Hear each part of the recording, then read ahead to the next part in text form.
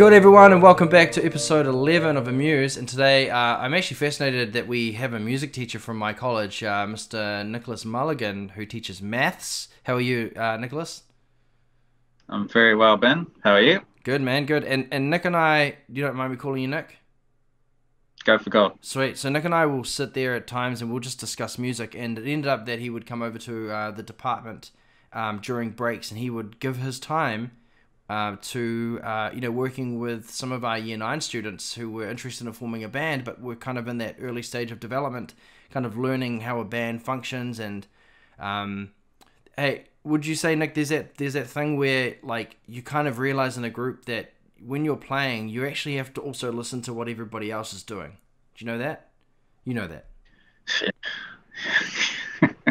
Yeah, well, I mean, when you first start learning an instrument and then all of a sudden this entirely unknown variable of another person comes in, that's just it's like a comet impacting your world and the whole orbit goes, but it's fantastic learning, because you get to find out that not everything's the same tempo, and that there are ebbs and flows, and that it's a very human interaction. Yeah. I guess like I've worked with drummers and I've seen drummers coming through school that it's a natural thing. So I never ever say never feel bad about it. It's just a learning curve, and that includes myself as a drummer as well. Once where you like for me, I'm playing drums, especially when I was in year 10. I remember this actually year 9 playing drums, and then I was so loud because I was only thinking about myself, which is another common pitfall that you get into when you're young. And so at the end of it, is like I knew what I was doing, but then I was speeding up and I wasn't paying attention to my band. And then I came off stage and they're like, "Hey, that was really good, but we heard no one else other than the drums." And I was like, "Oh no!" And I felt real bad. But that's just part of the learning process, right? Yeah, trial and error. I mean, plenty of times, I've sunk like the Titanic, but the trick is to hang in there, because it's the pathway to success is failure. You just got to keep picking yourself up and then, extract what can I learn from that experience, because you've got two pathways. I suspect that you can choose from when those things happen, and you can either choose to stop and then you're solidifying that potential outcome of failure, or you could risk failing again, but you're also risking the success. So you're a foot in what you know and a foot in what you don't know, and that's how you move forward and encounter that success eventually. So it's a journey the whole way. Yeah.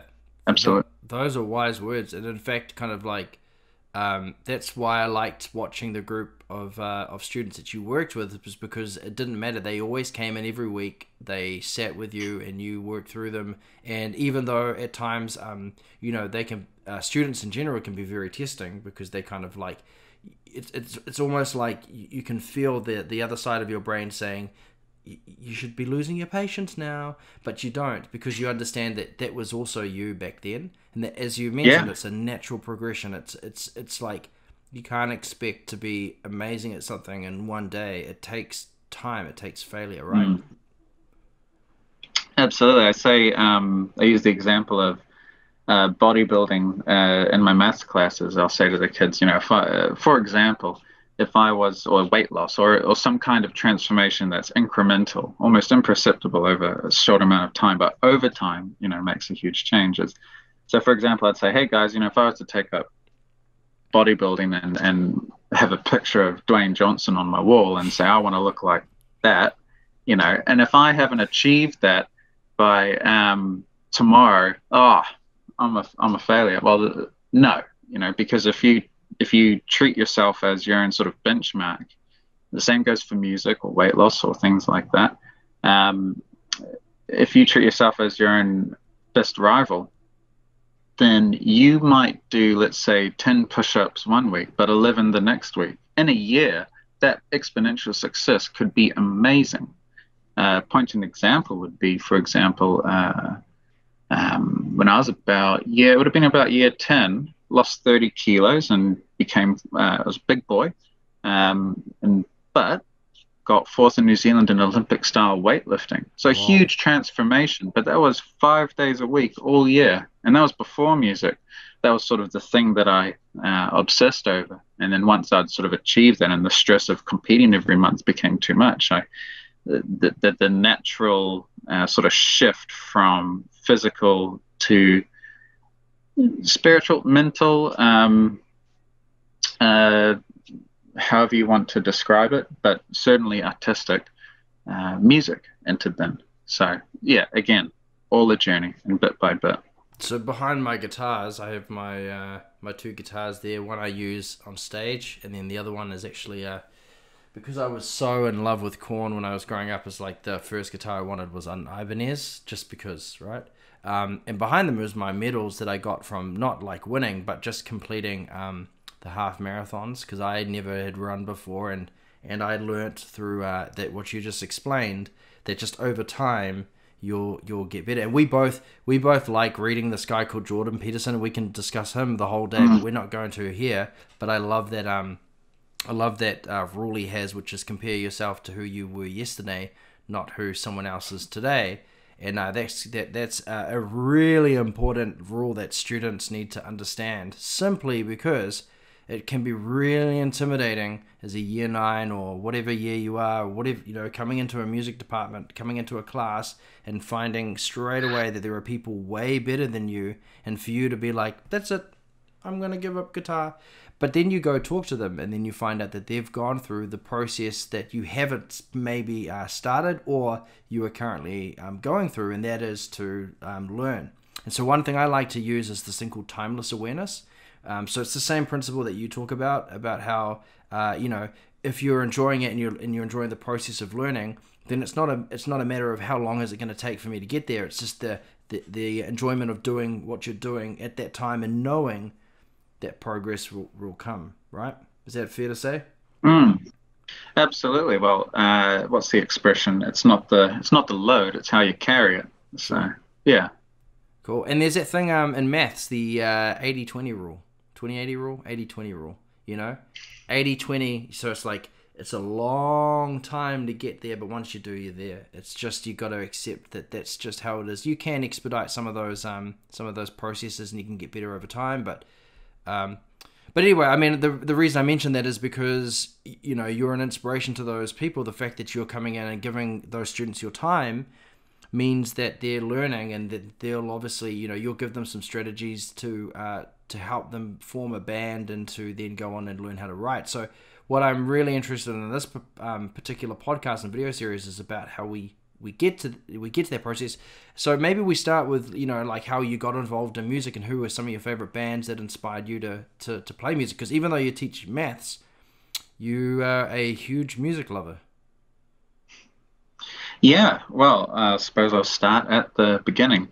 Growing up, always had a thirst for things like heavy metal. I think that's to do a lot with Power Rangers. I mean, those guitar solos at those intros, my God in heaven. And then he's like defeating some huge monster, and some sick guitar lick comes in. You're thinking, yeah. And then, you know, Pacific Rim comes out 20 years later, and it's like, see, I was right. I was top of the pops. It was a rainy day out in Afitu. By 22, lived in 14 different places, so that plays a part as well in music, providing me some consistency in growing up. But it was a rainy day in Afitu, and I was top of the pops was on, and then it was Franz Ferdinand, and they just come out with "Take Me Out." Yeah, man, remember that song? Oh, ooh. 3 guys or 4 guys dressed all up in, you know, sharp suits, and they come walking forward together, and they're playing that riff, and the stage is so tiny, but they just aced it. And I'm going to jump in here quickly, because you'll get to it. I just want to mention that song is so great because that riff starts, but then it changes, and then you're like, whoa, where did that come from, right? Oh, it's a mini movie. And that's what draws me to music. Such a universal art form. You can hear music and not know the language. Rammstein being a perfect example, but you feel it. And also, Alien Weaponry. There's another example. The universality of music. Noted. And that so, we want to have Alien Weaponry on the show. Please contact me. you know, blood on the fern. What powerful imagery! It's just beautiful music. Goosebumps. Yeah, I got into AC/DC. Found the album Power Age lying around the house somewhere, and I thought, oh, what's this? And then still probably one of my favorite albums of all time. And so I got into AC/DC, especially Bon Scott as a lyricist and a songwriter. There's just a brutal honesty, but with a knowing smile the whole time. And what a life, and what a short life as well. And so I was very drawn into that, and Guns N' Roses as well. And I found that I didn't actually want to learn guitar at all, because I figured Angus and Malcolm Young had done everything. And so from that point, I figured, sweet, I've got a diamond in my pocket. I know that these guys do it best in the world, and that's that. And it's nice, and I've got it, and I go through life happily. And then all of a sudden, that changed like that. I was in the car on the way home from high school, and the song comes on that I'd never heard before. And it was Highway Star by Deep Purple. Ooh! I thought, what was that? And then the solo. Well, the first solo with the keys, right? And I thought, oh, that's pretty cool. That's pretty cool. This riff is amazing, though. Driving fast, teenage boy, fast vehicle. Seems like a good mix. And then the guitar solo comes, and it's just, I thought, in that, from the beginning to the second of the, like, I'm losing my words now. It's just insane. But needless to say, it lit something in me, and I wanted to do that, because I thought, oh, that's a party trick. And so I started getting classical lessons. I rock up with my long hair at the time, and my Guns N' Roses shirt, and it was Ross Hill over on the North Shore. It might be somewhere else now. And he goes, right, so you told me as much as what I've just said. What are you doing learning classical? And I looked it up on Wikipedia or something, that Ritchie Blackmore had been classically taught. And so I figured, because I also was a big fan of Randy Rhoads, that's a good base to start off with, because you want to know what you're doing. And so that's what I did. And so I was classically taught for about half a year, and I thought, bugger this, it's not loud enough.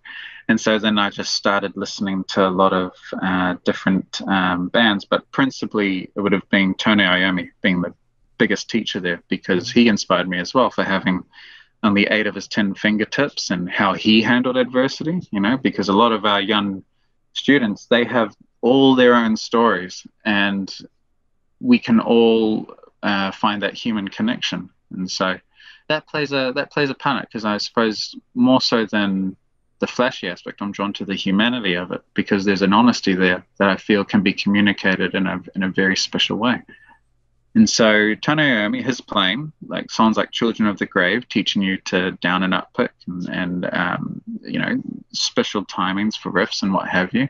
So very, very enamored with that.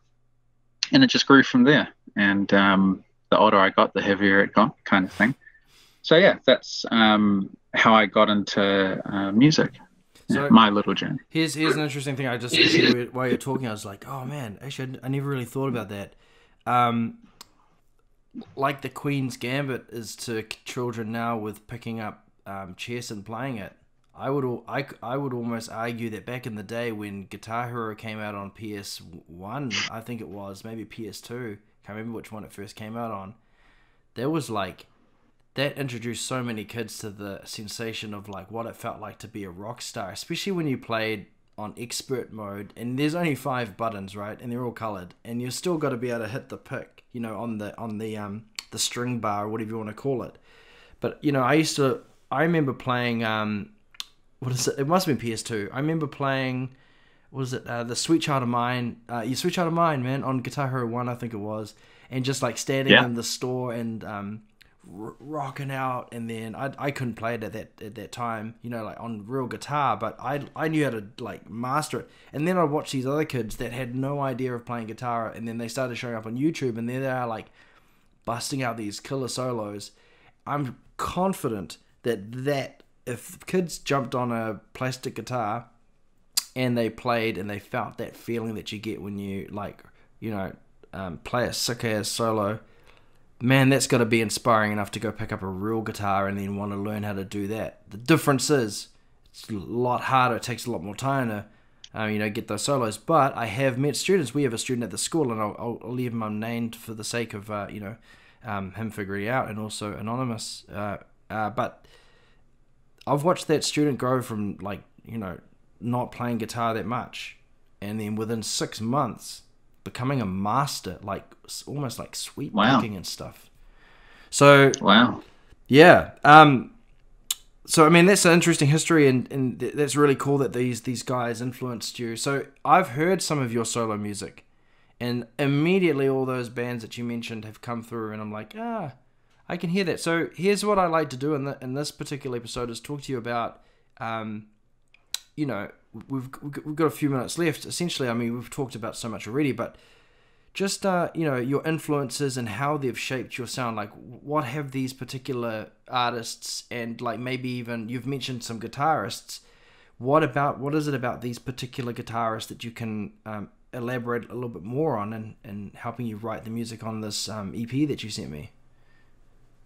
Okay, so as far as influencing my style, I thought, well, the best thing you can do is sound mark yourself. So I thought, how can I do something that makes me sound individual to myself, which is easier said than done.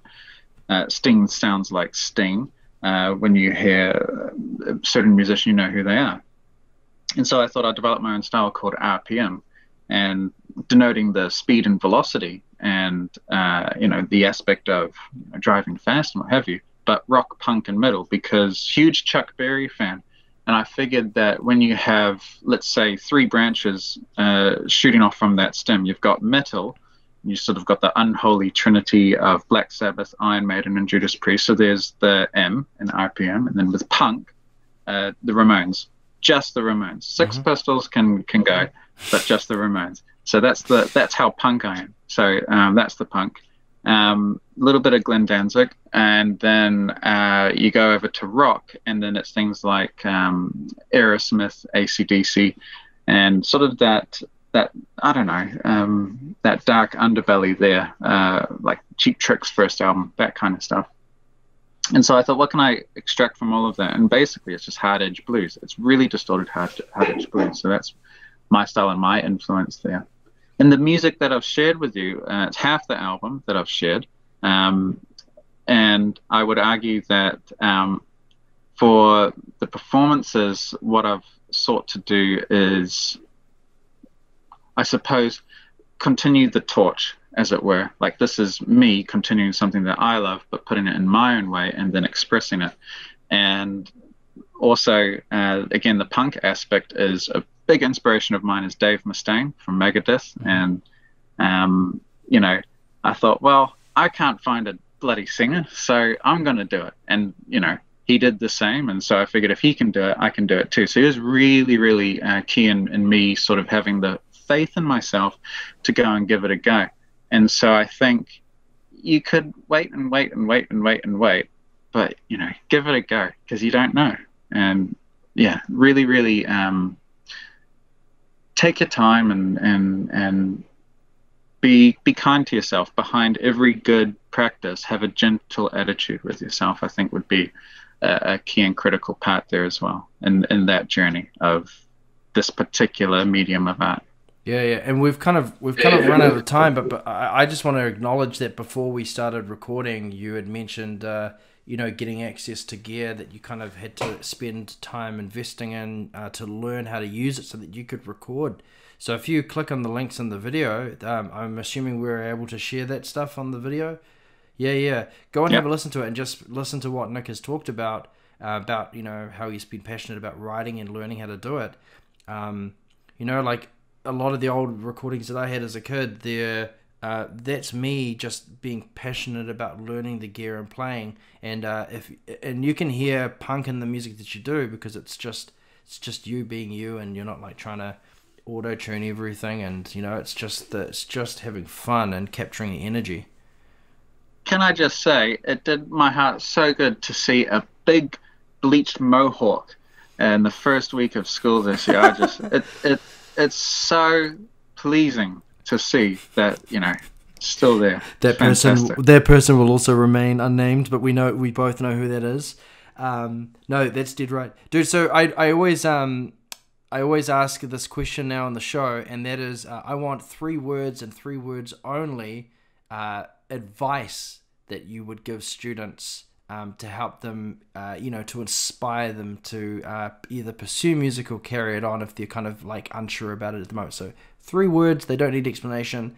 3 words and 3 words only. That becomes the title of this particular episode. Calm, strong, kind. Calm, strong, kind. Like a storm in a teacup. And like me. So there we go. Awesome, man. Thanks so much for being on the show, and I look forward to seeing you back at school when we get back. Today we actually filmed this on the 4th of March. It's not coming out until I'll let you know when. I think it's going to be the Monday, not next week, but the week after that. So what date is that exactly? I think that's the 15th of March. So it'll be out 11 days from now. But nonetheless, lovely to catch up with you via this method, Nick, and we'll see you at school.